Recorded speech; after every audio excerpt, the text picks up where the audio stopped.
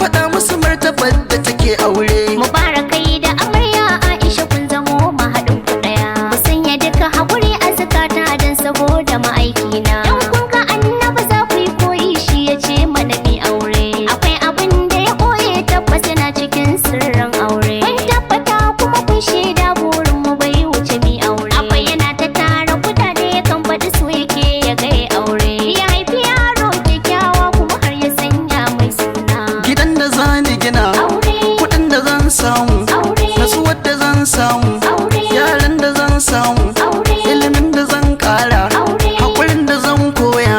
Ismail Ahmad ya ce in wake ango in nazo, sakon shi ne kuma sai na kai. Ismail Ahmad ne mai kuɗi ɗan amanar dangata. Albishirin ku masoya za mu raka ku yau ɗakin aure. Mubarak raibul angon ki Aisha ki sha kamshi. Albishirin ku masoya za mu raka ku yau ɗakin aure. Mubarak raibul angon ki Aisha ki sha kamshi.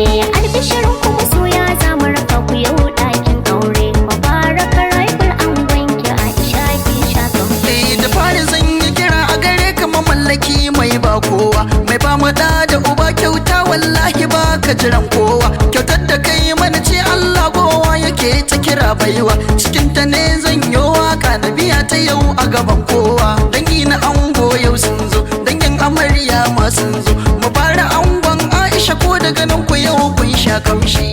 Albishirin ku masoya za mu raka ku yau ɗakin aure. Mubarak raibul angon ki Aisha ki sha kamshi. Ka kara bani kiɗa alji yau zani je hidimar girma. Biki na manya ne an sa in tsara waka ta nima. Gurin masoya wanda a yau sun shigo a saman girma, suna kula da zakata nasu da ka gani ba sa fama. Waka ta aure ce na yau gurin masoya